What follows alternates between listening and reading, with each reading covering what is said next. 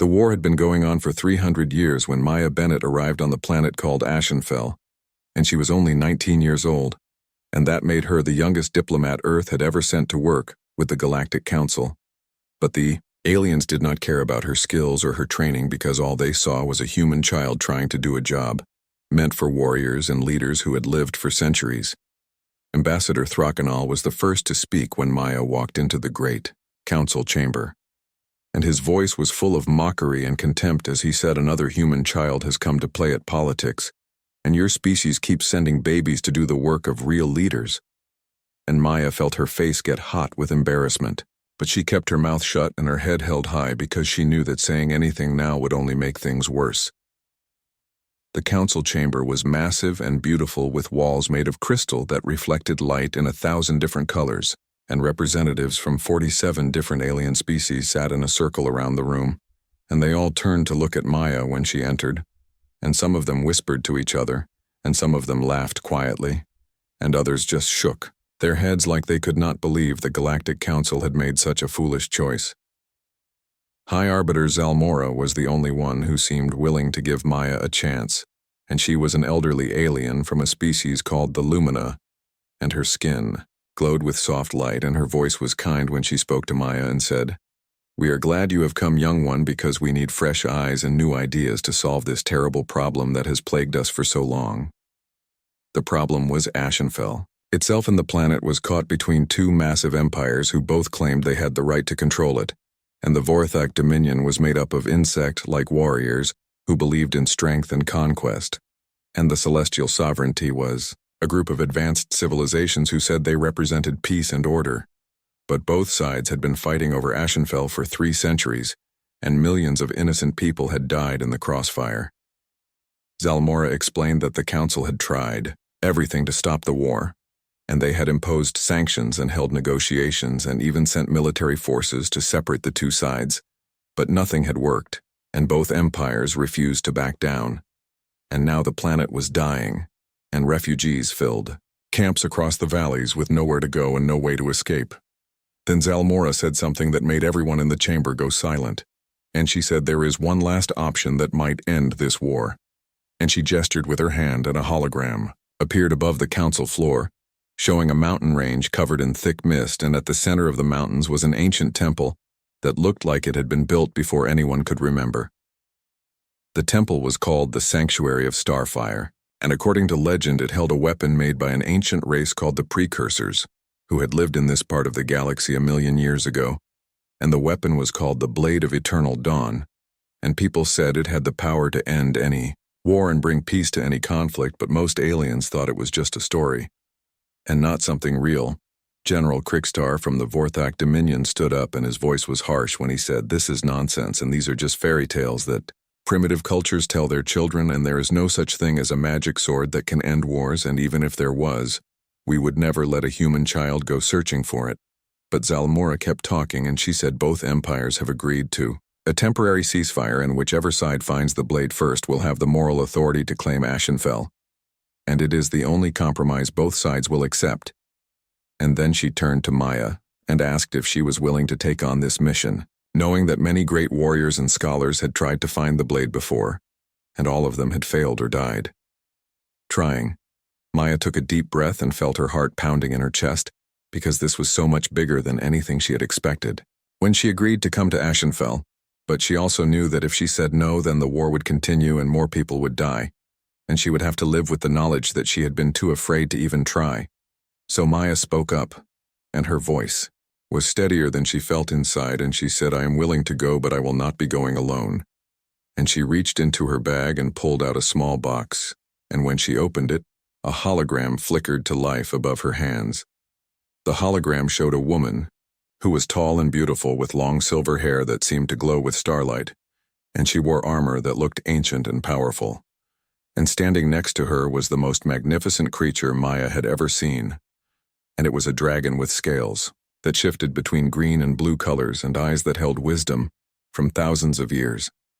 Maya said, "This is Captain Lyra Silverwind, and she is the last survivor of a species called the Starborn Elves, who lived 5,000 years ago, and her people were the ones who built the Sanctuary of Starfire and protected the Blade of Eternal Dawn. and she has been searching for the blade for 73 years, and she knows the secrets of the temple and how to pass its trials, and the dragon is her companion named Shadowmere, and they have agreed to guide me. The entire council chamber erupted with noise as aliens argued and debated, and some of them thought this was a brilliant plan while others said it was still foolish to send a young human. Even with the help of a legendary elf warrior and Ambassador Throcknull was the loudest voice of opposition as he demanded to know why such a powerful warrior would ever agree to help a weak human. Girl Maya smiled slightly and said, "Captain, Lyra has spent thousands of years watching empires fight over things they do not understand, and she is tired of the endless wars and the pointless death, and she believes that sometimes the most powerful thing is not strength or experience, but the courage to try when everyone else has given up hope, and she thinks I have that courage." The vote took a long time, but eventually the council agreed to let Maya go on the mission, and as she walked out of the chamber she could hear aliens whispering and laughing behind her back, and they all thought she was naive and foolish and that she would probably die in the mountains without ever getting close to the sanctuary. But Maya did not care what they thought anymore because she had spent her whole life being underestimated, and people always assumed she was too young or too inexperienced or too idealistic, and she had learned to use their low expectations to her advantage, because when people think you cannot succeed, they stop watching you carefully, and that is when you can surprise them. The transport ship left the council station the next morning, and Maya sat alone in the passenger cabin, looking out the window at the stars streaming past, and she thought about what she was about to do, and how dangerous it would be, and how she might actually die trying to find this ancient weapon. But she also thought about all the refugees she had seen in the reports, and all the families torn apart by war, and she knew that even if she failed, at least she would have tried to make a difference. Ashenfell appeared in the viewport after 3 days of travel, and the planet looked beautiful from space with blue oceans and green continents and white clouds swirling in the atmosphere. But as the ship descended, Maya could see the scars of war everywhere, and cities lay in ruins with their towers broken and collapsed, and forests had been burned to ash, and entire regions were empty of life. The ship landed on a platform in the northern part of the main continent, and Maya stepped out into cold morning air that tasted like smoke and metal. And for a moment she just stood there looking at the devastation stretching out before her, and wondering how any weapon, no matter how powerful, could possibly fix all this damage. Then a shadow passed overhead, and Maya looked up and forgot how to breathe because Shadowmere was descending from the clouds, and the dragon was even more magnificent in person than in the hologram, and his wings were so wide they seemed to block out the sky, and his scales glowed with inner light, and when he landed the ground shook beneath Maya's feet. Captain Lyra Silverwind dismounted from the dragon's back with movements so graceful they looked like a dance, and she was tall and beautiful, and her silver armor caught the sunlight and scattered it in rainbow colors, and her eyes were pale blue like distant stars, and they held an expression that was both ancient and kind. Lyra looked at Maya for a long moment without speaking, and Maya felt like she was being measured and judged and found either worthy or wanting. But then the elf warrior smiled slightly and said, "So you are the girl the council sends to claim the Blade of Eternal Dawn?" And Maya nodded and said yes. "I am Maya Bennett, and I know you probably think I am too young, but I promise I will not let you down." Lyra stepped forward and held out her hand, and when Maya shook it, the elf's grip was strong, but gentle, and Lyra said, "I do not think you are too young, because youth is not a weakness, and sometimes the oldest beings are the ones who have forgotten how to hope, and the council chose better than they know." Then Shadowmere lowered his huge head and brought one eye level with Maya's face, and suddenly Maya felt something brush against her mind like a gentle knock on a door, asking permission to enter, and she opened her thoughts, and immediately felt the dragon's presence inside her head, and his voice rumbled like distant thunder as he said, "Welcome, little spark, and you have a brave heart for one." "So small." Maya whispered thank you, and reached out slowly to touch Shadowmere's scales, and they were warm. And the entrance to the sanctuary of Starfire was not what Maya had expected, because it looked like just a narrow crack in the mountainside that could easily be missed if you did not know exactly where to look, and Lyra led them directly to it without hesitation, because she had been searching for this place for 73 years, and she knew every stone and every pathway. Maya stepped through the crack in the rock, And suddenly, everything changed, because the narrow passage opened into a chamber, so enormous that clouds could have formed inside it, and the walls were made of black glass that reflected light in strange ways and covered in symbols that seemed to move and shift when she tried to read them. Lyra's voice echoed strangely in the vast space as she said, "This is the first trial, and it is called the Trial of Shadows, and it will test your deepest fears and show you things that terrify you, and many warriors have failed here because they could not face what the trial revealed." To them, Shadowmere's presence filled Maya's mind with warmth and strength as he said, "I cannot follow you through this trial, little spark, because each person must face their shadows alone. But know that we stand at the entrance ready to catch you. If you fall, and we believe in your strength even when you doubt yourself."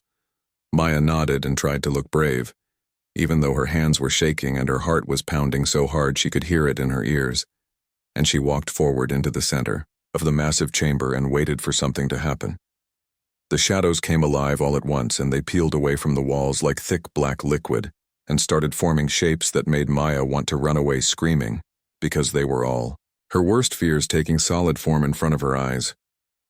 First came her father, and his face was twisted with disappointment, exactly like the day she told him she wanted to be a diplomat instead of joining the military like he had.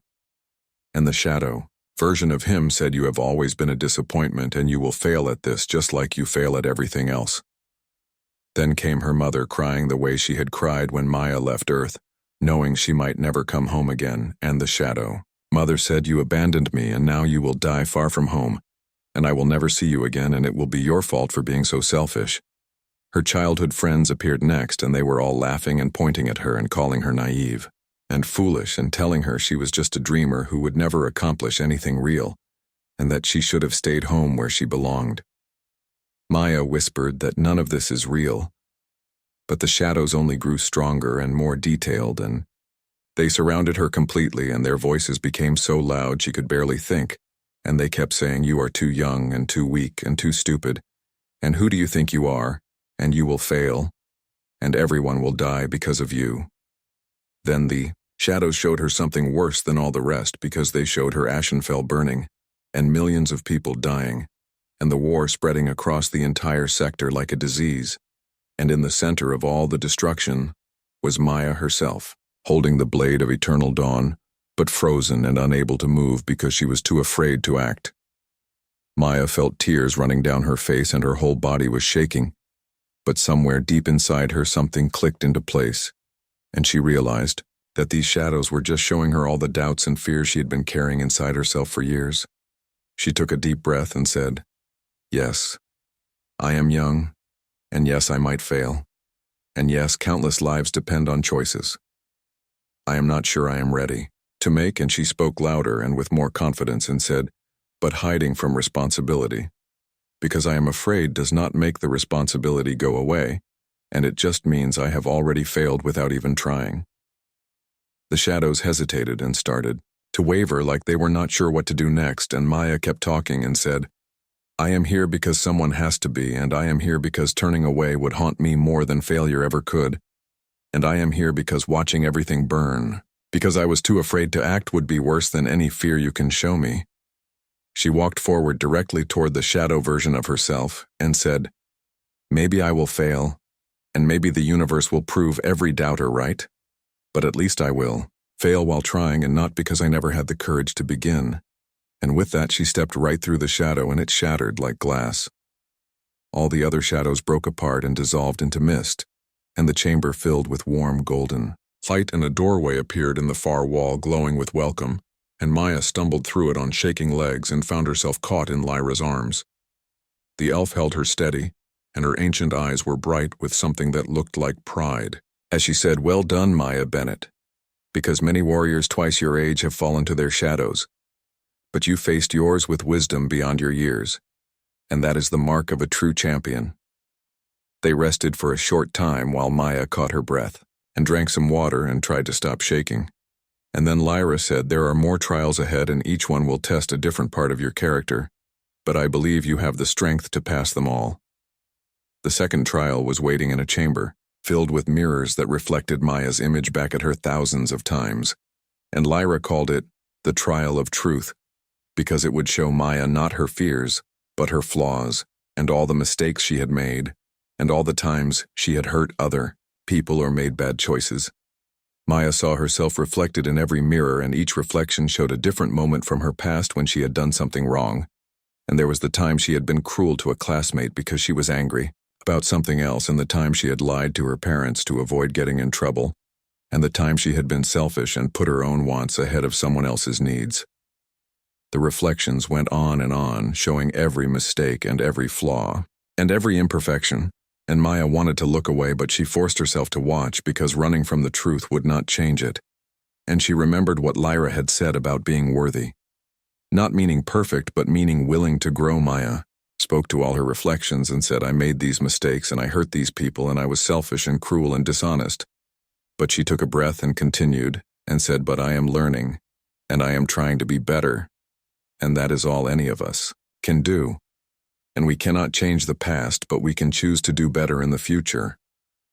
The mirrors accepted her words, and they transformed into clear windows that showed the path forward. And Maya walked through, feeling lighter somehow, because acknowledging her flaws had taken away their power to control her. The third trial tested her strength, but not physical strength, because Maya knew she was not as strong as most aliens, and instead it tested her strength of will and her determination to keep going, even when everything seemed impossible. The trial created a simulation where Maya had to make terrible choices about who would live and who would die, because there were not enough resources to save everyone, and it was the kind of decision that broke even experienced leaders who had been making hard choices for decades. Maya looked at the simulation and all the people who needed her help, and she knew that following the rules would mean some of them would have to die. But then she thought about how she had faced the shadows by refusing to accept their version of reality. So Maya broke the rules of the simulation, and she divided the resources in a completely different way, and she sacrificed her own survival to save more lives. And when the simulation tried to make her feel guilty about the deaths her choice had caused, she refused to accept it. Maya said calmly, if my death means more people live, then that is not a tragedy, and it is just mathematics, and leadership is not about making easy choices, and it is about making the choice you can live with or die with and accepting the consequences.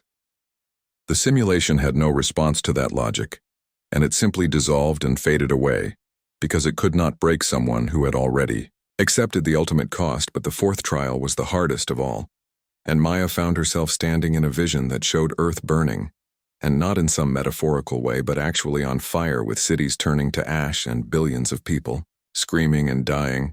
A voice spoke from everywhere and nowhere at once, and it said, this is what happens when power corrupts, and this is what you will become if you claim the blade, because you will save Ashenfell only to doom your own people. And is one world worth another world? And can you live with that choice? Maya fell to her knees, because this was the fear she never spoke about, and the terror that kept her awake at night. And what if trying to do good in one place caused evil somewhere else? And what if her choices had consequences she could not predict or control? Shadowmere's voice cut through the vision like a knife through cloth, and he said, do not believe the lie, little spark, because this is not prophecy, and it is merely possibility, and the future is not written, and your choices define what happens next. Lyra's voice joined the dragon's, and she was speaking across the boundaries of the trial through sheer force of will, and she said, you do not know if you will make the right choices, but you make them anyway, and that is what it means to be worthy. Maya wiped her tears and stood up and looked directly at the burning vision of Earth and said, this is just one possible future, and I reject it completely, and I choose differently. And I choose to believe that unity does not require conquest, and that peace does not demand innocent sacrifices. The blade of eternal dawn blazed with golden light in Maya's hands, and she could feel power flowing through her entire body, like electricity running through wires. And it was more than she had ever imagined, and for a moment she felt like she could do anything and understand everything. Maya saw visions flooding her mind, and she saw the ancient precursors who had lived 1,000,000 years ago, building this weapon with care and intention. And they had not made it for conquest or destruction, but for bringing different people together in peace and harmony. She saw them encoding the blade with their highest ideals and values, like unity and courage and sacrifice and hope. and she saw the starborn elves receiving the blade as sacred guardians, and promising to protect it until someone worthy enough to wield it properly came along. Then Maya understood the blade's true purpose, and it was not what the two empires thought it was, and it was not what anyone had expected it to be, and the weapon was meant to end wars not through force but through showing people a better way. The golden light slowly faded away, and Maya stood holding the blade, which felt surprisingly light in her hands, and somehow she knew exactly how to use it, even though she had never held a sword before in her life, and the blade's knowledge flowed into her mind like water filling an empty cup. Lyra stepped forward, and her voice was filled with wonder and relief as she said, "The blade chose you after all these thousands of years, and it finally found someone worthy." And Shadowmere made a deep rumbling sound of approval that shook the ground beneath their feet. But their celebration did not last long, because when they walked out of the sanctuary into the cold mountain, Maya saw that both armies had arrived and broken the ceasefire agreement, and thousands of soldiers stood ready for battle on the mountainsides. The Vorthak Dominion had sent their best warriors, and they were massive insect-like creatures wearing armor that looked like black ice, and their weapons were charged and ready to fire, and they covered the eastern slope of the mountain like a dark wave. On the western slope, the celestial sovereignty forces hovered in perfect formations that seemed to defy gravity, and their crystalline weapons glowed with deadly energy, and they had brought just as many soldiers as the Vorthak had brought. Commander Zexral of the Vorthak stepped forward, and his mechanical voice was amplified so everyone could hear him, and he demanded that Maya surrender the weapon immediately because the Dominion had rightful claim to Ashenfell and everything on it, including ancient treasures. High Sentinel Aram from the Celestial Sovereignty spoke next, and her melodious voice was cold as ice as she said, "The blade belongs to the sovereignty, and we will not allow primitive barbarians to possess such incredible power, and you must give it to us." Now Maya looked at the two massive armies and felt exhaustion wash over her like a wave, because she had just passed 4 incredibly difficult trials and claimed the blade and done everything that had been asked of her, and still it was not enough because the empires were going to fight anyway. She said quietly, but firmly, no, and her voice did not waver even though she was facing thousands of armed soldiers who could kill her in an instant. Commander Zexral's mechanical eyes focused on Maya with intensity, and he asked, "What did you say, human child?" And his tone suggested he could not believe she had just refused his direct order. Maya spoke louder so everyone on both mountainsides could hear her, and she said, "I said no, and I claimed this blade by passing the trials, and I am not giving it to either. One of you and the blade is mine by right." Laughter rippled through both armies like wind through grass, and the soldiers mocked her and made jokes about the foolish human girl who thought she could stand against 2 empires, and some of them called out insults and others just shook their heads in disbelief. Sentinel Aram said in a voice that tried to sound reasonable that Maya should be sensible about this situation, and she said, "You cannot hope to stand against 2 armies no matter what weapon you hold, and we will compensate you well if you simply give us the blade peacefully." Commander Zexral was more direct and threatening as he said, "Surrender the blade now or die, and those are your only 2 choices, and make your decision quickly before we lose patience." Maya felt Lyra tense beside her, and the elf's hand moved toward her own weapon, and Shadowmere growled so deeply that the sound made the air vibrate, and his scales shifted to dark crimson, which Maya somehow knew meant he was preparing for battle. Shadowmere's voice filled Maya's mind with warmth and loyalty as he said, "We stand with you, little spark, and we will fight beside you until our last breath, and we will never abandon you, no matter what happens." Maya whispered back, "Thank you. But there is another way, and we do not have to fight." And she raised the blade of eternal dawn high above her head, and the weapon blazed with golden light that was not threatening, but illuminating and revealing. Suddenly, every soldier on both mountainsides could feel what Maya was feeling, and they could sense the blade's true purpose flowing through their minds and hearts, and they understood for the first time what the weapon was really meant to do. Maya's voice rang out clear and strong across the battlefield, and she said the precursors did not make this weapon for conquest, and they made it to end wars and to forge unity and to remind everyone that we are all children of the same ancient stars. She pointed the blade toward the Vorthak forces and said, You are fighting for honor and for the glory of your dominion, and for resources to feed your people and territory to expand into, and those are understandable goals. Then Maya pointed toward the celestial sovereignty army and said, and you are fighting for the same things just with different words, and you want peace and prosperity and security for your civilization. And those goals are equally understandable. She lowered the blade and her voice became softer but somehow carried even further, and she said, but you are both wrong about how to achieve what you want. And this war has already cost millions of lives and consumed resources that could have been used for building instead of destroying. Maya continued speaking and said, Ashenfell is dying.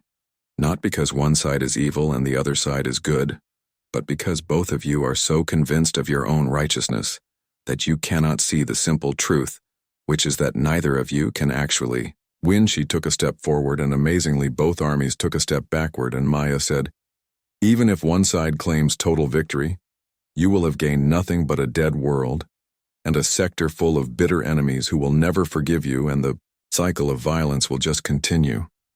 Forever. Commander Jexral interrupted with scorn in his mechanical voice, and he said, this is naive human idealism, and the strong take what they want. Because that is the law of the universe, and it has always been this way. Maya challenged him directly and asked, is that really the law? Because the precursors were the strongest beings this galaxy has ever known, and they did not spend their time conquering, and instead they seeded life and built civilizations, and united different species. She gestured with the blade and said, when the precursors passed beyond our understanding, they left behind tools like this weapon, and it is not a tool of destruction, but a symbol of a better way forward, and a reminder that true strength comes from unity, not division. Maya spoke with growing passion and said, I am not going to give either of you this blade, and I am also not going to use it to fight you, because that would betray everything it stands for, and instead, I am going to make you an offer that could end this war forever.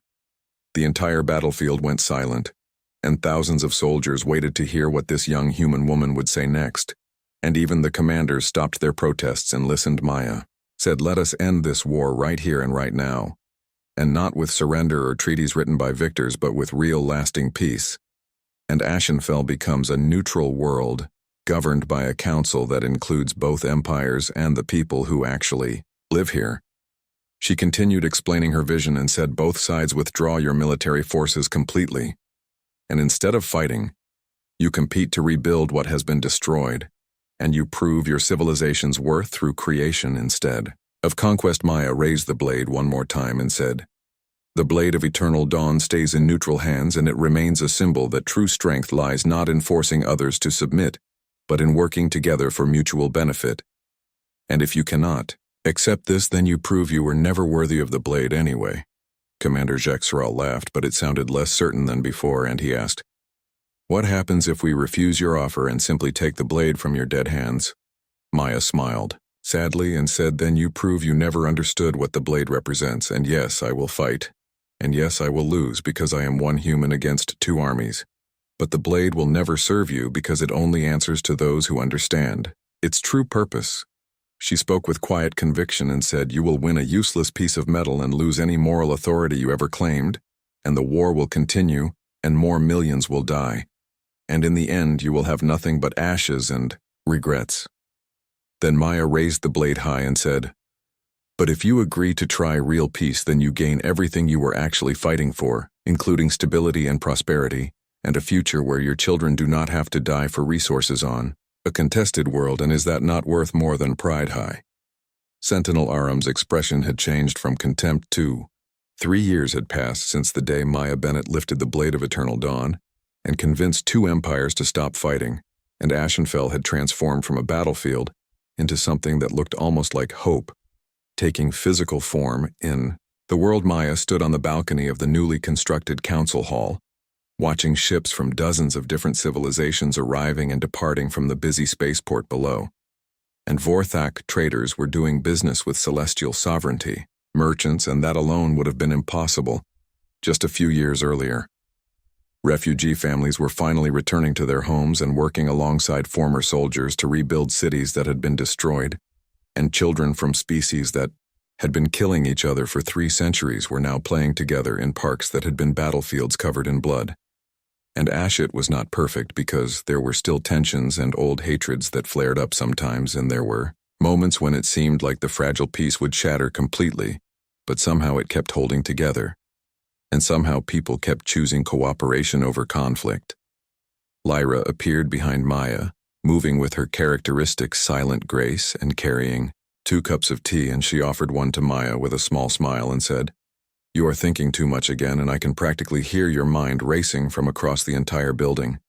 Maya accepted the tea gratefully and said, "I am trying to figure out what comes next because the Galactic Council wants me to return to Earth and maybe serve as an ambassador to some of the Outer Rim worlds, but Ashenfell still needs so much help." Lyra interrupted gently and said, "Ashenfell needs to stand on its own feet now, and you cannot protect it forever, Maya, because part of wisdom is knowing when to let go and allow others to take responsibility for their own future." They stood together in comfortable silence, sipping their tea and watching the activity. Below, and Maya could see Shadowmere in the vast courtyard surrounded by a group of young beings from various species, and the ancient dragon was telling them stories about the old days and the precursors. Maya smiled and said he has become quite the teacher, and Lyra replied that he always was a teacher, but he simply needed students who were worth teaching, and these younglings listened to him like he is the most important being in the universe. Then Lyra's expression grew more serious, and she said, "I have a proposal for you, and I think you already know what I am going to ask." Maya nodded slowly and said, "You want me to give up the blade and return it to the sanctuary?" And Lyra raised her eyebrows in surprise and said, "You have grown very perceptive over these years, and yes, that is exactly what I am asking." Maya had been expecting this conversation for many months now, and she looked down at the blade of eternal dawn which she had taken to wearing at her side every day, and it had become such a part of her that sometimes she forgot it was even there. Lyra explained her reasoning and said the blade served its purpose beautifully, because it gave you the authority and power to stand between 2 armies and demand that they listen to you, but its continued presence here makes Ashenfell a target for those who want to claim it. She continued and said, "There will always be beings who believe they can take the blade by force, and who think that possessing it will give them the right to rule. And as long as the blade remains here, Ashenfell will never be truly safe from those who covet power." Maya understood the logic, but she also felt a deep reluctance to let go of the blade because it had been her constant companion through 3 years of difficult negotiations and near disasters and moments when everything almost fell apart. Lyra seemed to read Maya's thoughts and said you could keep it if you want to, because the blade chose you, and it is yours by right, and you could wield it for decades or even centuries because the blade grants its bearer an extended lifespan. The elf explained further and said you could become a force for peace across the entire sector and use the blade's power to prevent wars and forge treaties and right injustices wherever you find them. And you could do immense good with that power. Maya was tempted by the vision Lyra painted because she had accomplished so much with the blade, and there was still so much more that needed to be done, and so many conflicts that needed resolution, and so much suffering that could potentially be prevented. But then she remembered the trial of loss back in the sanctuary, and the terrible vision of what she could become if power corrupted her. And she remembered her own words about how the future was not written, and how her choices would define what happened next. Maya spoke firmly and said, "No, I cannot keep the blade, because it chose me for a specific moment, and for a specific purpose, and that purpose has been fulfilled, and I am not meant to be an eternal warrior or an immortal guardian." She continued explaining and said, "I am meant to be exactly what I am, which is a young woman trying to do her best and learning from her mistakes and growing and changing as a person, and the blade would preserve me, but it would also freeze me in time." Maya looked at Lyra with conviction and said, "I would stop being Maya Bennett and become just another legend and just another unchanging symbol, and that is not who I want to be, and that is not what the galaxy needs from me." Lyra's smile was radiant and full of pride, and she said, "Wise beyond your years as always, and this is exactly why the blade chose you in the first place, because you understand that true wisdom means knowing when to hold power and when to release it."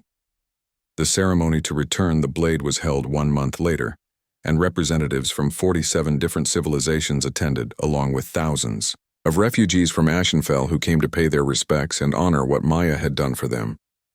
Maya walked up the mountain path one final time with Lyra and Shadowmere at her side, And the journey felt different now because she was not climbing toward something but walking away from something, and both felt equally important.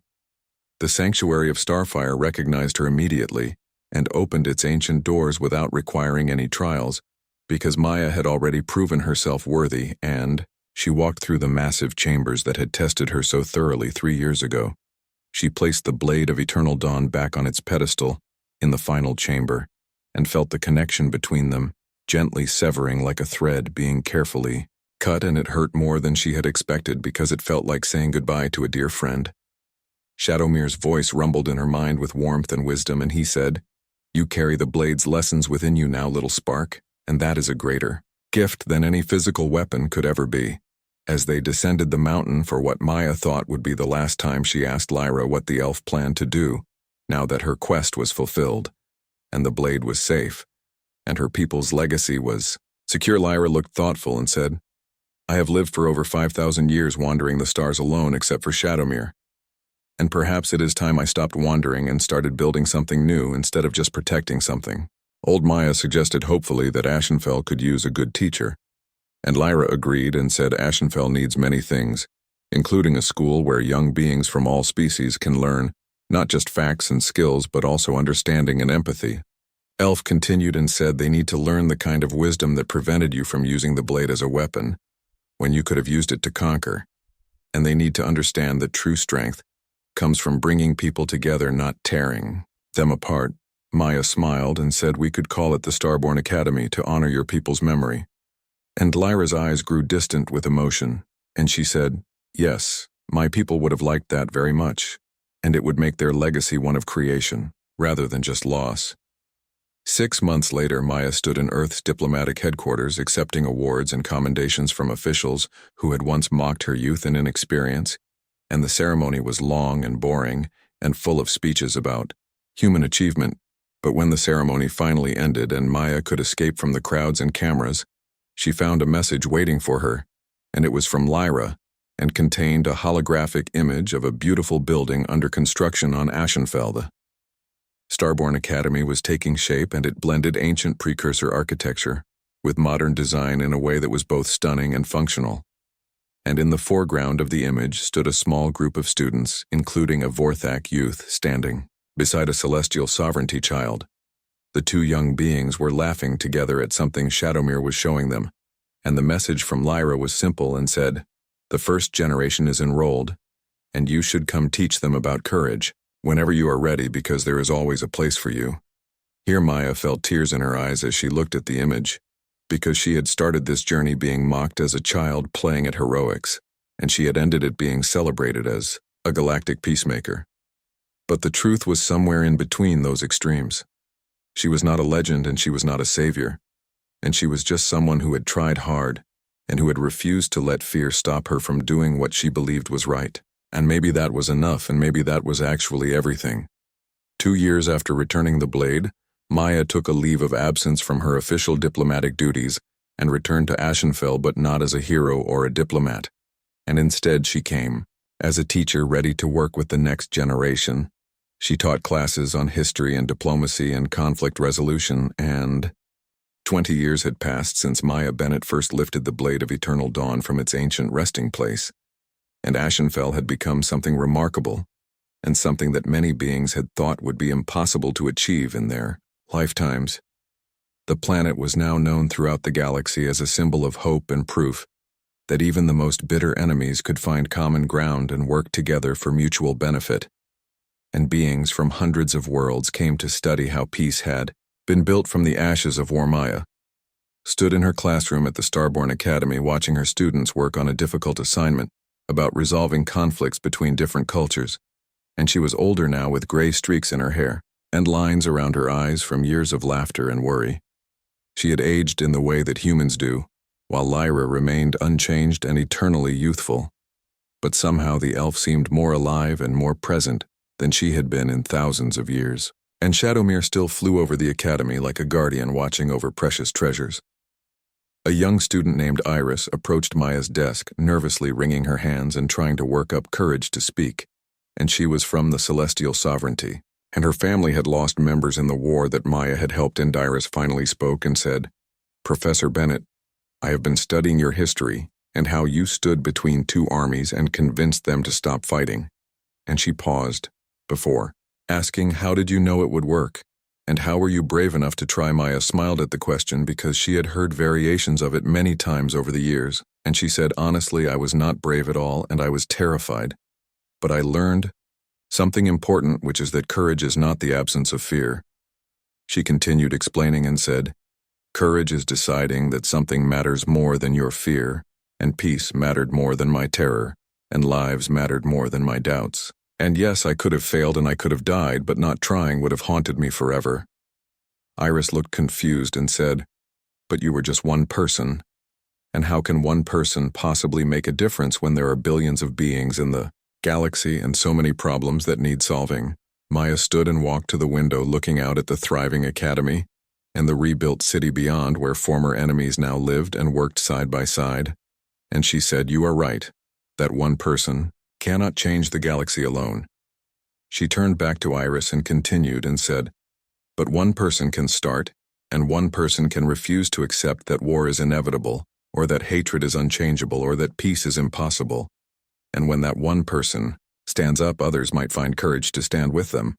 Maya explained further and said, "Then one becomes two, and two becomes 10, and 10 becomes thousands.